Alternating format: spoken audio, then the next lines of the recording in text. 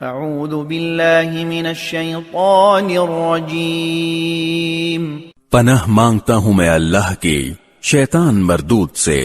واذکر عبادنا ابراہیم واسحاق ویعقوب اولی الایدی والابصار، اور ہمارے بندوں ابراہیم، اسحاق اور یعقوب کو یاد کرو جو نیک عمل کرنے والے ہاتھ اور دیکھنے والی آنکھیں رکھتے تھے۔ انا اخلصناہم بخالصۃ ذکر الدار، ہم نے انہیں ایک خاص وصف کے لیے چن لیا تھا جو آخرت کے حقیقی گھر کی یاد تھی۔ وَإِنَّهُمْ عِندَنَا لَمِنَ الْمُصْطَفَيْنَ الْأَخْيَارِ،